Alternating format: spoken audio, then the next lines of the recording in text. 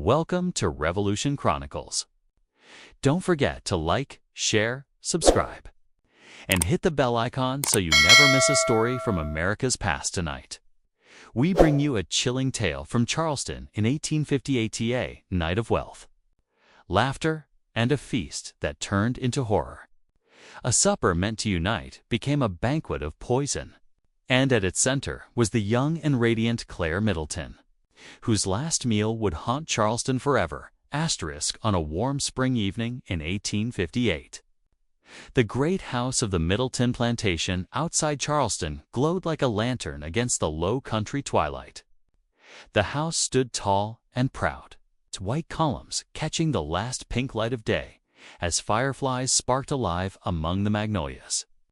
Charleston society knew the Middletons for their wealth, their influence, and their polished grace.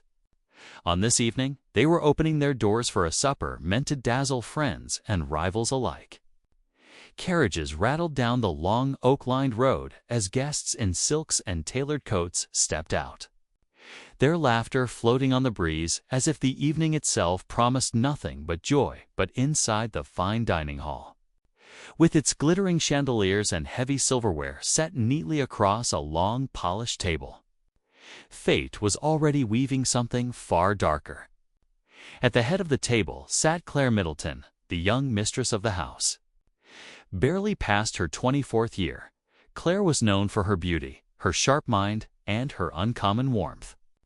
Neighbors often whispered that Claire had inherited more than wealth from her family. She had inherited a fire, a spirit that set her apart from the stiff rituals of Charleston society. She was adored by some, envied by others, and watched closely by all, as she welcomed her guests with a gracious smile. No one could know that this supper, her supper, would be remembered not for its finery, but for its fatal end. The long table was set with roasted pheasant, oysters fresh from the coast, steaming bowls of rice, and delicate cakes flavored with lemon and nutmeg. The slaves of the household moved quietly in and out, their faces unreadable as they carried heavy trays and filled crystal glasses with Madeira and Bordeaux. Conversation rippled across the room, planters discussing cotton prices, ladies comparing the latest fashions from New Orleans, and whispers of politics that carried the uneasy air of a country inching closer toward conflict. Yet above it all was the music of Claire's laughter, bright and full, a sound that made the men lean closer and the women cast glances sharp as daggers. Some said she was too bold for a woman, others that her kindness made her vulnerable. Either way, she drew attention, and attention could be dangerous in Charleston society as the evening deepened. Servants brought out the grand course of the supper, a stew rich with spices, prepared with care in the great kitchen at the back of the house. The aroma filled the dining hall, drawing nods of approval from the guests.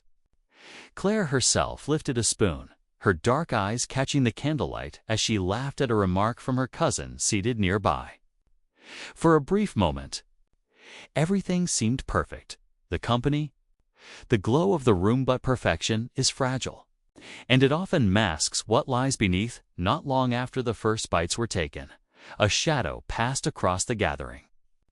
Claire's cousin, who had been speaking with gusto only moments before, set down his spoon and pressed a hand to his stomach. His face paled, his smile faltered. Another guest, an older planter, coughed harshly, his eyes watering as he reached for his glass of wine. The laughter began to quiet, replaced by uneasy glances. Then Claire herself paused, her brow furrowing as a sharp pain rippled through her chest. She tried to laugh it off, to wave away the concern, but soon her hand trembled. Her spoon clattered against the china, and she rose unsteadily from her seat. The hall erupted into confusion. Chairs scraped back, voices rose in panic, and the once grand supper was thrown into chaos. Servants rushed forward, trying to steady those who were ill, while others fled for water, for aid, for anything that might stop the sudden sickness. The heavy scent of the stew, once inviting, now seemed to suffocate the room.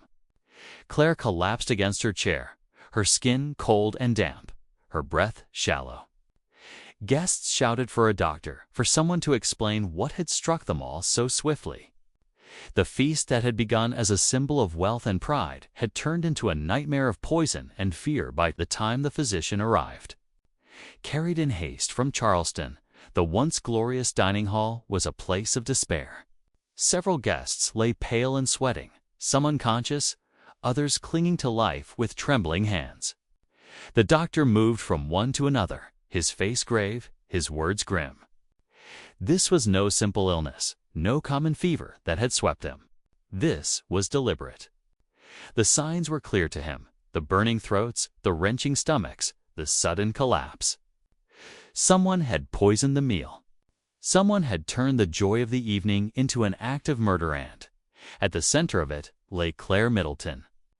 Her lips were pale, her once bright eyes clouded with pain.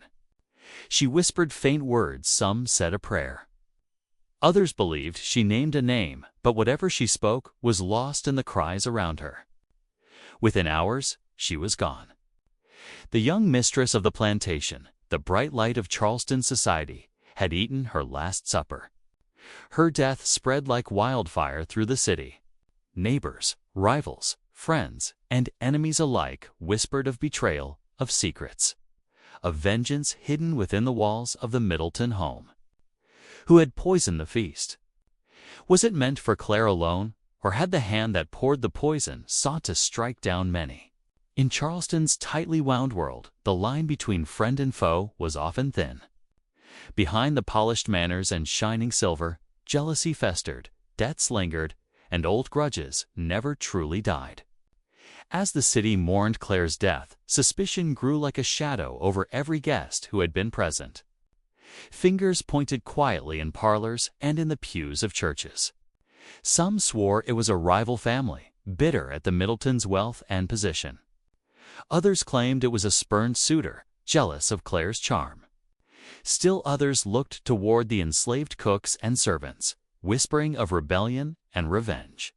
The truth was clouded, the evidence scarce, and the air thick with fear. The Middleton plantation itself seemed to sink into silence after that night. The great house, once alive with music and laughter, stood heavy with grief. The dining hall, with its fine silver and polished table, became a room of whispers and ghosts. Servants moved with quiet steps, their eyes averted, as if the very walls held secrets too heavy to speak aloud. And yet, among the oaks and magnolias, among the faded echoes of Claire's laughter, the question remained unanswered: who had poisoned the feast, and why?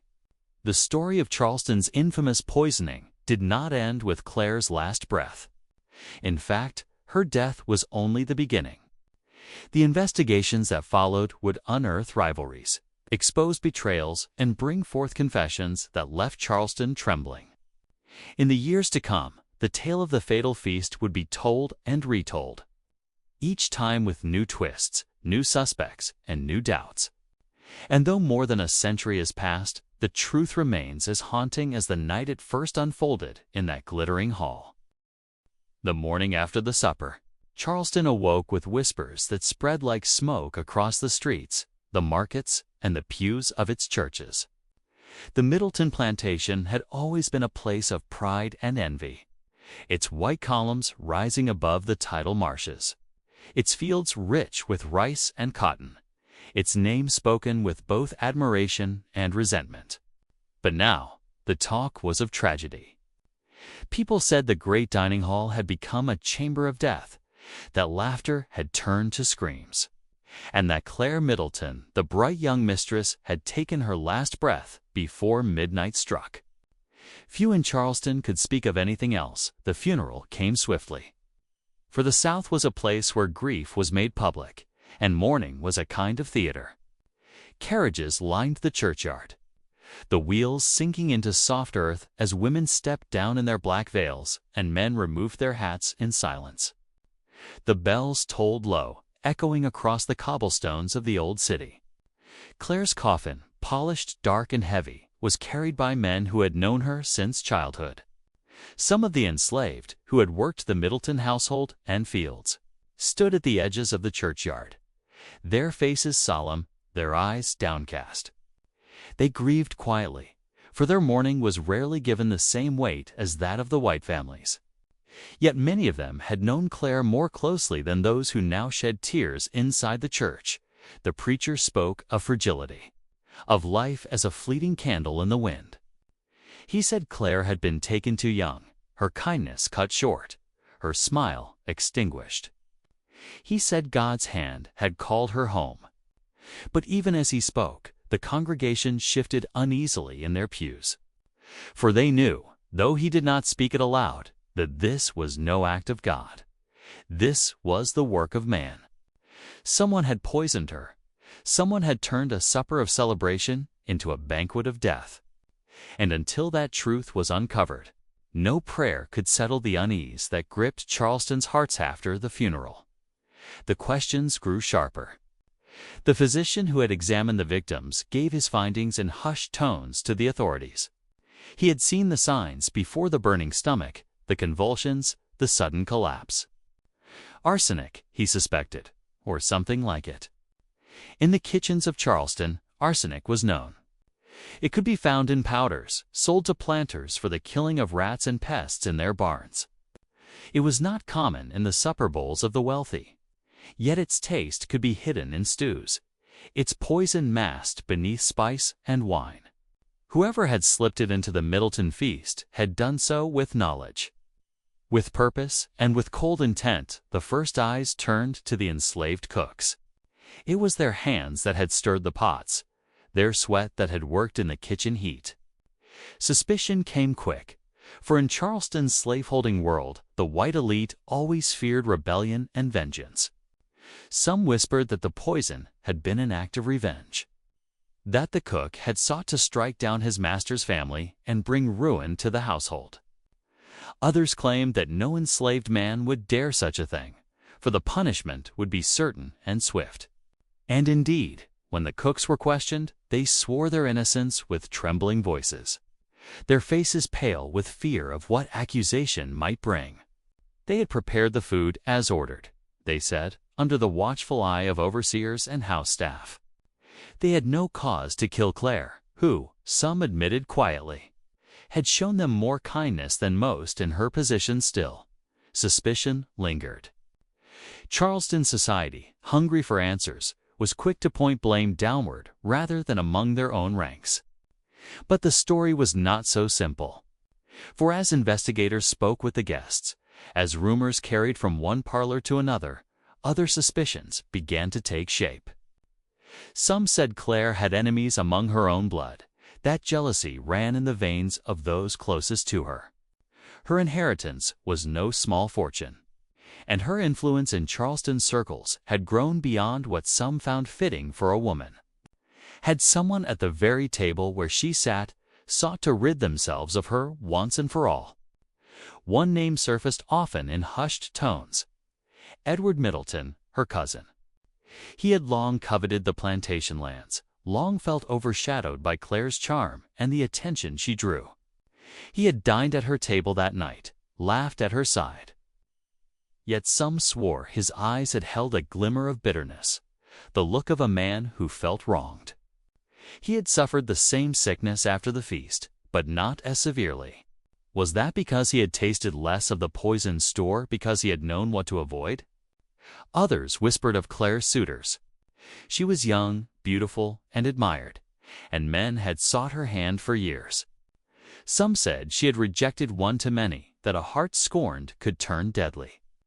Among the gentlemen of Charleston, pride was a weapon sharper than steel, and rejection could fester like rot. Had one of her would-be husbands decided that if he could not have her, no one would? The truth was tangled, the lines of suspicion woven through family ties, friendships, debts, and grudges. In Charleston, nearly every household had some reason to envy the Middletons, some cause to wish them ill. And yet, there were others who insisted the poison had not been meant for Claire at all. They argued it was meant for another, perhaps her father, the patriarch of the family, whose dealings in land and trade had earned him both allies and enemies.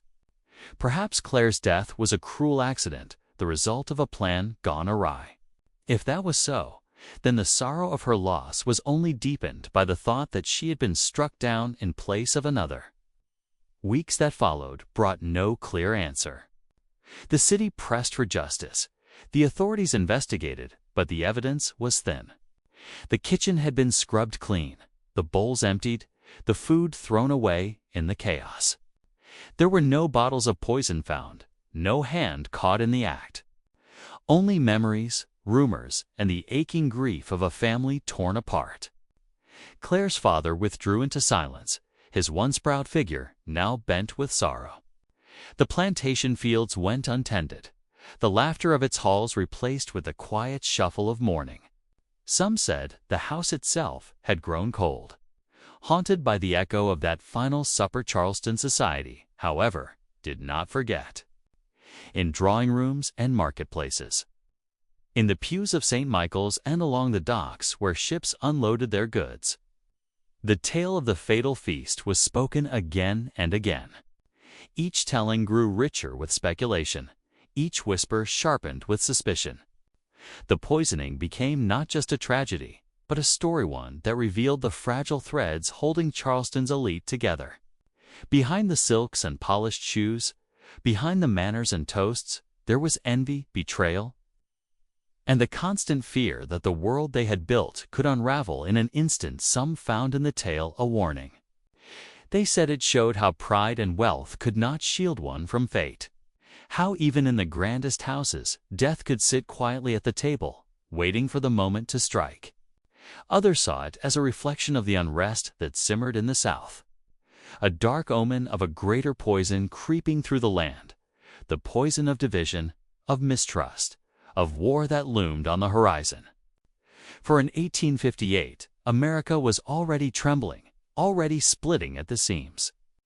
And in Charleston, where the shadows of slavery and wealth walked hand in hand, the story of Claire's Last Supper became a symbol of how fragile power truly was. Yet even as months passed, one question refused to fade: who had slipped the poison into the feast? Who had turned a night of celebration into a night of death? Some claimed to know the truth. Others claimed it would never be known. But in Charleston, the memory lingered like the scent of magnolia in the night air, sweet, heavy, and impossible to forget. By the summer of 1858, Charleston's whispers had hardened into sharp suspicions.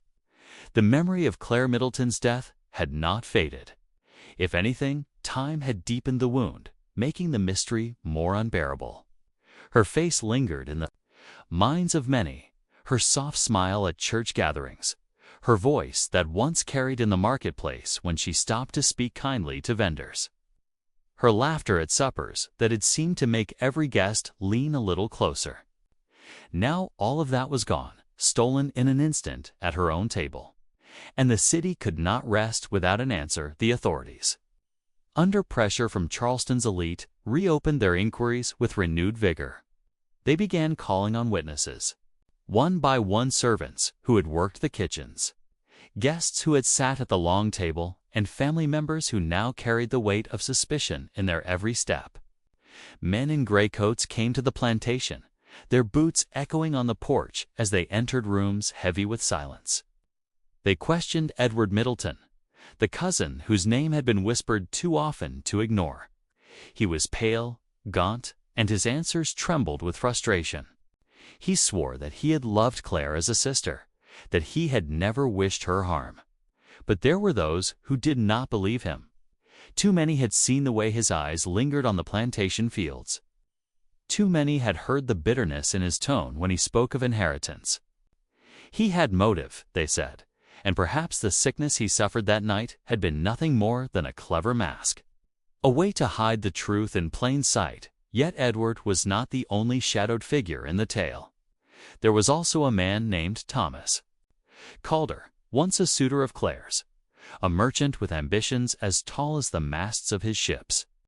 Years before, he had sought her hand, and though she had been polite, she had refused him. Some said he had never forgiven her, that his pride had been pierced too deeply. He had not been present at the fatal supper, but rumor painted him as A man who might have slipped poison into the household by other means through a servant's hand. Through a gift left at the door, through quiet influence unseen. Calder denied it, of course, when pressed by those bold enough to ask. He claimed he still admired Claire, even after her rejection. But in Charleston society, where honor and pride weighed heavier than truth, suspicion clung to him like a stain that would not wash away. Then there were the servants, still watched with wary eyes. The cook, a man named Samuel, was called again and again before the authorities. His hands, scarred from years of work, trembled as he swore his innocence. He spoke of the stew he had prepared, of the overseer who had stood watch as he stirred, of the spices he had used that were taken straight from the Middleton pantry. He had no reason to harm Claire, he said, no reason to bring ruin upon himself and his family. Some in Charleston believed him, pointing out that no enslaved man would risk such wrath. Others, hardened by fear and prejudice, refused to let go of the idea that rebellion had brewed in the kitchen.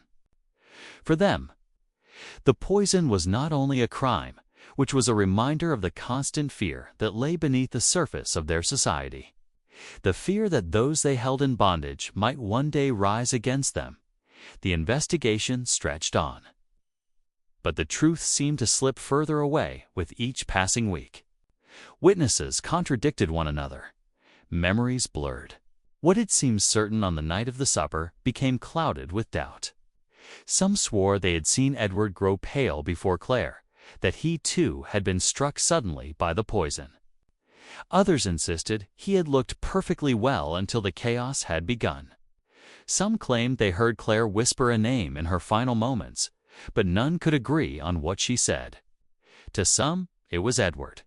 To others, Samuel, and to still others, it was no name at all. Only a prayer carried on her fading breath through it all. Charleston society continued to feast on the story like vultures over carrion. Every drawing room became a courtroom, every parlor a place of judgment. Families chose sides, friendships soured, and alliances shifted. The fatal feast had become more than a tragedy. It was a mirror held up to Charleston's soul, reflecting envy, suspicion, and the rot beneath the polish of wealth. The Middletons themselves were divided. Claire's father sank deeper into grief, rarely leaving his study, while her mother's health began to fail under the weight of sorrow. Edward, once merely a cousin, now bore the look of a man constantly hunted, even when walking through the streets.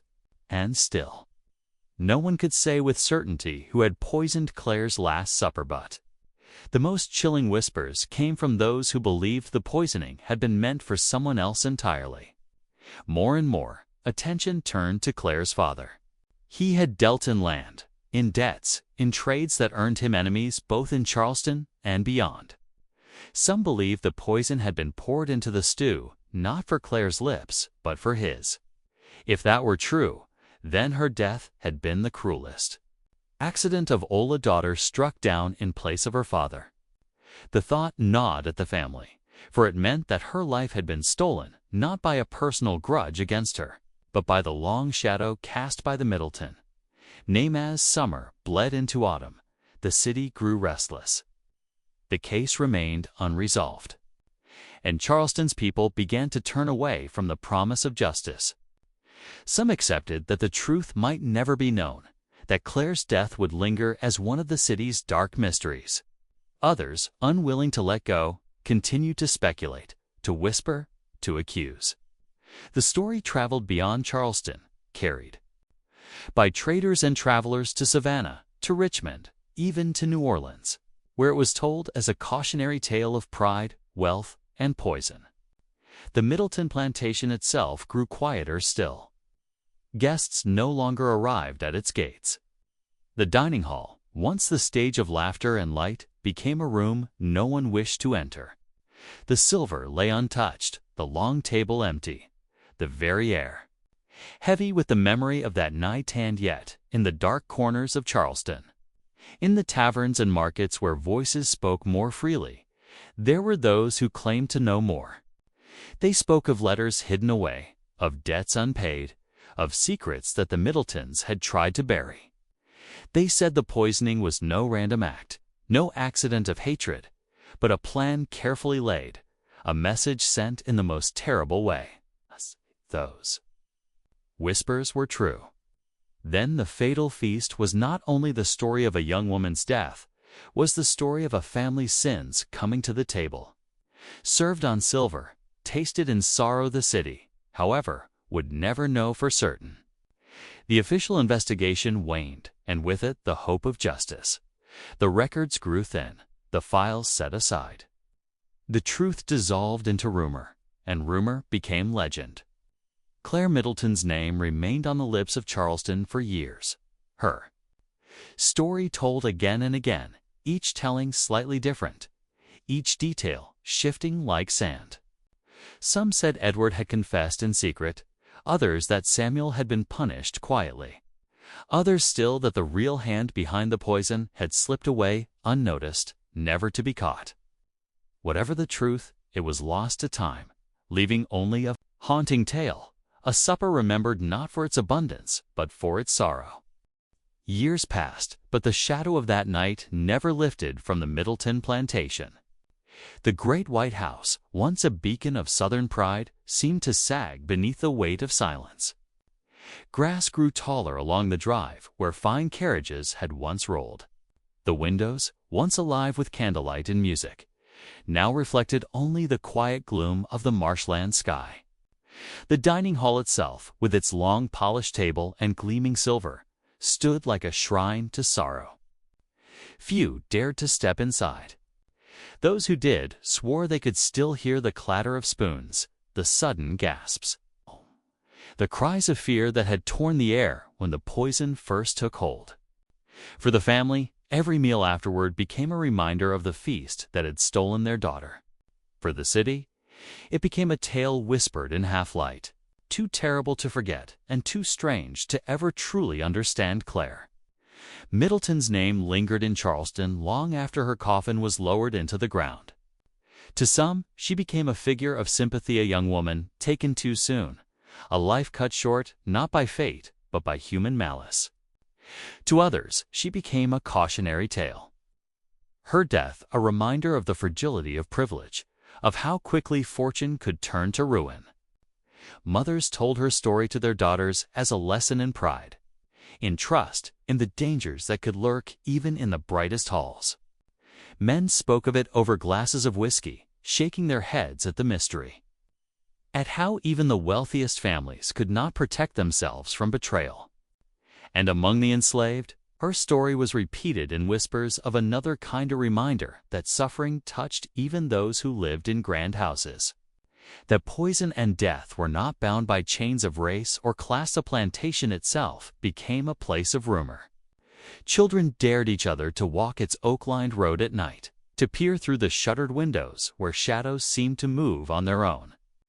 They said the dining hall was haunted, that Claire's figure could be seen standing at the head of the table, her pale hands resting on the chair where she had once presided over that final meal. Some claimed they heard her voice calling faintly, as if still trying to name her killer in the moments before death. Others swore they smelled the faint aroma of spiced stew in the air, only to realize no pot had boiled in that kitchen for years. Whether true or not, the legend of Claire's ghost joined the fabric of Charleston's haunted history.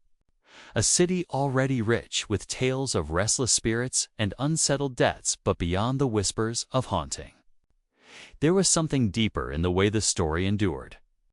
For Charleston itself was changing. The year 1858 had been heavy with tension, the rumble of disunion already echoing across the South. Within 3 years, war would break over the land like a storm, a war that would tear apart families, burn plantations, and bring ruin to the very system that had built Charleston's wealth. In that light, some came to see the fatal feast as a grim omen, a symbol of what lay ahead. A supper poisoned from within. A family destroyed by its own table, was it not a reflection of the South itself? Society feasting on its riches even as the poison of division spread through its veins. Many would remember it that way. retelling Claire's story as though it had been a warning no one had heeded. The official mystery was never solved. Edward Middleton lived under suspicion until the end of his days, his name always followed by a shadowed whisper. Thomas Calder continued his trade, but never escaped the rumor that he had nursed vengeance in his heart. Samuel the cook bore the heaviest burden, his innocence never fully believed by those who needed someone to blame. History never named the true hand that poured the poison. Perhaps it was Edward. Perhaps a servant. Perhaps a rival unseen. Or perhaps the truth was stranger still, that the poison had been meant for another. And Claire's death was the cruelest accident of all. Whatever the case, the records grew thin, the memory blurred by time, until all that remained was the story itself, and yet the story lived on, passed from lips to ears, from one generation to the next. It was told in Charleston parlors lit by gaslight, on porches where the air was thick with summer heat, in classrooms where children learned of their city's past. The tale of the fatal feast became part of Charleston's tapestry of history, stitched among the fires, the wars, the hurricanes, and the legends. For some, it was history. For others, it was myth. For most, it was something in between, as haunting and as real as the oaks that lined the roads and the bells that tolled over the harbor today.